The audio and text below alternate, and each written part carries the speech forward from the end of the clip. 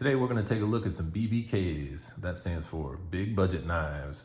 And the criteria today for being a big budget knife is that I bought it for less than $50. It's over 8 inches in overall length, and the blade length itself is over 3.5 inches. And as you can see, all the big boys and girls came out to see this one today. Although I don't know what Linus is doing over there, I suspect he's here to warn the great pumpkin of what could be impending doom.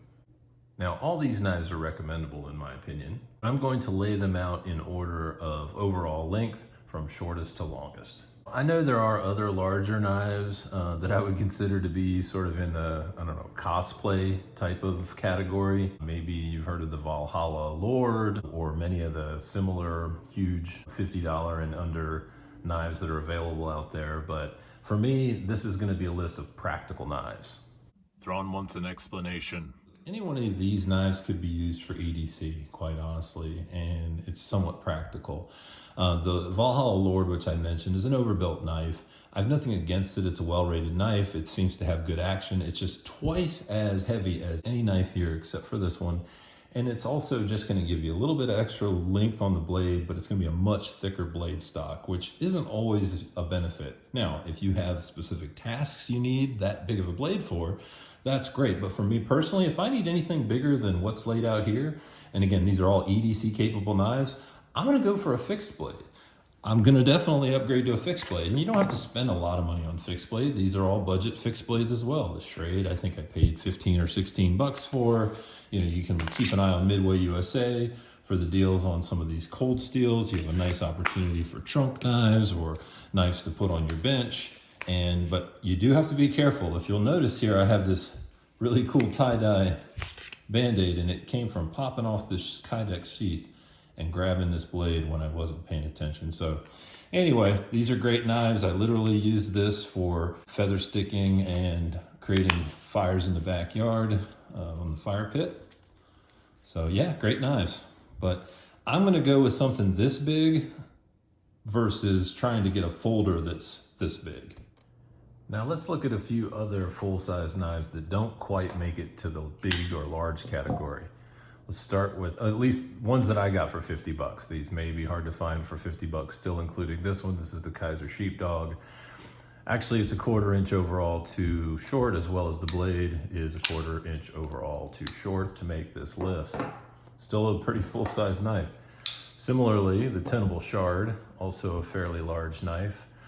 This one is close to 8 inches. It's 7.96 inches, and the blade is 3.47 inches. So just a hair under in both categories. But, rules are rules, Lloyd. The Sencuts, the Sencut Crowley, anyway, with the custom blue handle. This one is 3.48 inch blade, I believe. And, rules are rules. So while it's over an 8 inch knife, the blade's not quite there. And similarly, the Serene is in the same boat, the Sencut Serene. Both great knives, both have really nice deployment options, smooth button locks, over 8 inches. But again, the blade is just a little too short to be in the big knives. Now, I hope you'll notice, custom knife scale, custom knife scale, not custom knife scale. These are all dyed by me myself. Anyway, you can look at my other videos and see more about how I dye knives and see what we got here going. And while I did sort these by overall length, that is not necessarily the same order as the blade length. For example, the shortest knife in this lineup has the 3rd longest blade length. And that knife is a Tenable Kryo. And that's Kryo spelled with a K. Not to be confused with Kershaw's Kryo with a C. The Kryo is 8.08 inches long with a 3.58 inch 14C 28N drop point black stonewash blade. Features a micarta handle that started its life a boring gray, but I dyed it pinkish red color, which I made a video of if you're interested. I then dropped it in some tropical teal to make it this spooky purple color. Now, with the exception of this AD15 Lite, all of these knives weigh around 5 ounces, and this Kryo is 5.11 ounces. It's a Kim Ning design, and it features a reversible deep carry pocket clip, and this crossbar is a really nice lock. It's really smooth. As a small improvement idea, I do wish the crossbar studs came out just a tad more Or maybe if they had more texture and they weren't so slippery, to make it easier for my fat fingers to grab. But otherwise, I am able to do so, and it seems to be pretty comfortable. It features thumb stud only deployment, unless you have the wrist flick down or the reverse wrist flick, which are things that I'd probably never do in the wild, but those are also capable with this knife. It's comfortable in the hand. It has a small row of jimping up top. These cost around $50 to $55. I picked this up on sale for $39.99 at Blade HQ back in June, and I really like it. I'll go ahead and swap my Band-Aid so I'm not so distracting. This next knife is a Kershaw, and it's the Oblivion. It's the cheapest knife on today's lineup, and even though it was discontinued earlier this year, you can still find them around $19.99, which was what I got this for about 2 years ago. It's 8.10 inches overall length, and it does have the shortest minimum length blade to be on this list, which is 3.5 inches. This is a spear point blade in 8CRV 13 MOV, and it's got a nice stonewash look to it. The stainless steel handle includes GFN or glass-filled nylon scales, which helps with the aesthetic. This is one of Kershaw's spring-assisted knives, and it features a sturdy frame lock. It does have a reversible tip-up carry and a deep pocket clip.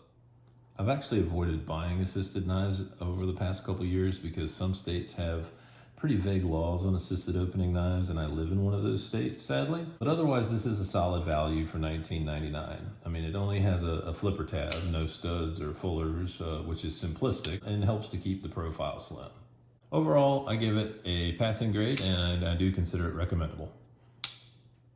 Next up is our first petrified fish on this list of big budget knives, and that is the Viper, which was released earlier in 2025 and remains one of my top 2 favorite knives from this year. Along with this Drop Bear 2, which obviously is much shorter than everybody else on the list and doesn't really belong in these categories, but it is one of my favorite 2 releases from 2025. And so far, I've liked it more than the CJRB Bolt, which has that cool recoil lock, or their CJRB Droma, which I actually really love. Stonewash blade, stonewash clip, or even the QSP glide lock, which, and I guess technically I like the liner version a little better, but those were also released in 2025. But so far, these are my 2 favorites from 2025. We'll see, I've got a Tenable fin rear on the way, specifically the top liner lock version. It may bump those, or maybe it'll join them, we'll see. But clearly, this is about big budget knives, so let's get back to that. But real quick, if small pocket knives are your game, then you should check out the It's a Small World of Small Budget Pocket Knives video that I put out, which did feature this drop bear as well as the short that I made specifically on this drop bear. Okay, all right, back to the Viper. Coming in at 8.31 inches total overall length, it features this gorgeous fat-bellied 3.5 inch stonewash blade in Bowler K110 steel. It's got decent jimping up top, including all the way into the liner, so that's really nice. The G10 handle has decent texture and features a reversible tip-up wire pocket clip.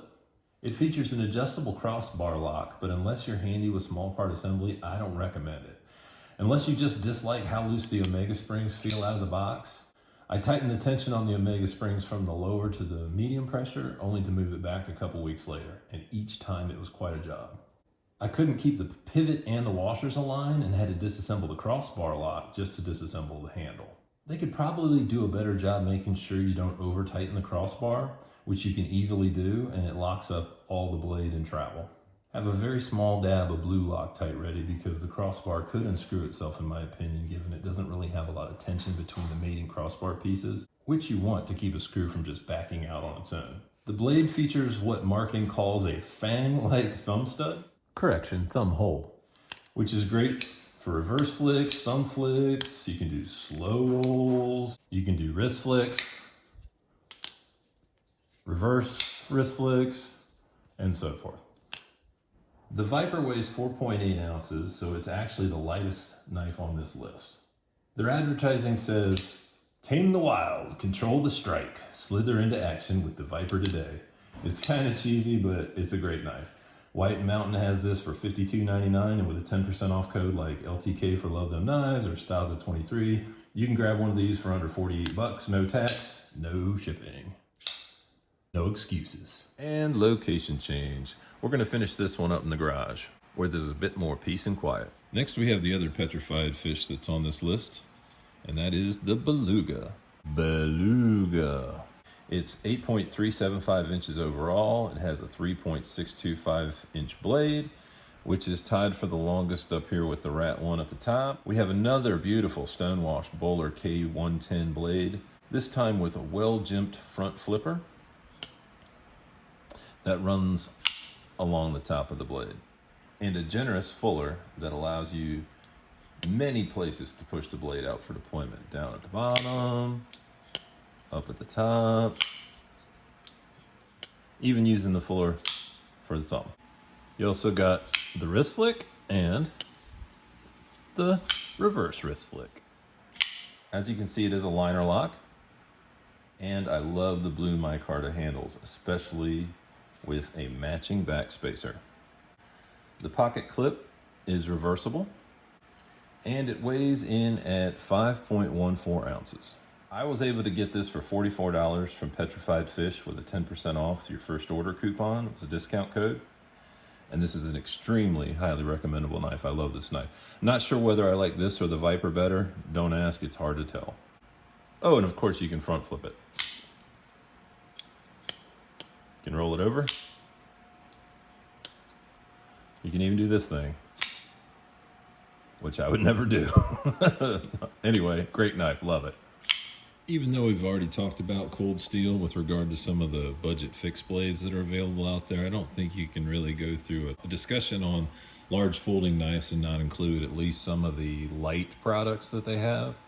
And Lite doesn't mean that they're any less heavy, as we'll discuss in a minute, but Lite typically means that it's cheaper material than what they typically make their heavier duty knives in. And for me, this is my most overbuilt knife. At the time I bought this knife, there was also the AD10 Lite that was available for less than 50 bucks, as well as the SR1 Lite. But I don't think they make the AD10 Lite anymore. Back to this AD15 Lite. It is obviously my ultimate beater knife. I have clearly abused it. I use it for yard work, cutting back branches and shrubbery, opening sunflower seeds, suet blocks for the birds, or whatever else I need to cut, and pretty much does the job. And I beat the snot out of it. It's an absolute brute and weighs in at a whopping 6.57 ounces, which is a full ounce and a half heavier than anything else that's up here. It has an overall length of 8.5 inches and features a 3.5 inch AUS 10 blade with large jimping, which is actually really good for gloves. AD stands for Andrew Demko, and this features his scorpion lock design. You can see that as you squeeze the knife, the lock only stays tighter because it goes down and the crossbar goes down into that groove there. The handle includes FRN, or fiberglass reinforced nylon, and it has a reversible pocket clip, which, I don't love this. It's not deep, but that's okay. For what it is, it's a nice clip. Heavy duty. Although the bite of this pocket clip was too tight, and I actually removed the clip and used my Dremel to smooth the texture of this FRN handle, especially right underneath the clip, and that smoothed it right in and out of the pocket much easier. The thumb studs are huge and need to be removed for sharpening. If you think this blade finish looks weird, it's because I experimented with polishing compounds and a buffing wheel on my Dremel, and let's just say I'll never attempt that again. And this is my beater extraordinaire for that reason. It certainly became that. Now, this is typically $90 or more nowadays, but I snagged it last summer on Midway USA for $39.99. I almost didn't include it today because it costs so much more nowadays, but I kept it in here because I got it for less than 50 bucks, and I want you guys to keep an eye out for deals, especially with Black Friday coming up. But overall, these are fantastic knives. Heavy duty and very functional. And the longest knife on this list of practical yet big budget knives is the Ontario Rat No. 1. I paid $41 on this one through White Mountain Knives after a 10% off code. And it seemed like I needed one just to be able to use it as a comparison knife in video reviews, because that seems to be a pretty common one. It's 8.625 overall inches with a 3.625 Aus 8 blade with this very pokey drop point profile. It's a liner lock, and the detent is pretty firm. You can really feel it when holding the liner open to close the knife. It's not something you're going to want to sit and fidget with for hours, but it's nice. It weighs 4.95 ounces and has glass-filled nylon handles, GFN, in Coyote Brown. It's got thumb studs for deployment, and the pocket clip is not very deep, but it is reversible, and you can set it to tip down even. If you're weird like that, it actually shipped tip down, which I promptly corrected. I like the way the blade plane sits higher than the handle and provides this nice row jumping up here for the thumb ramp.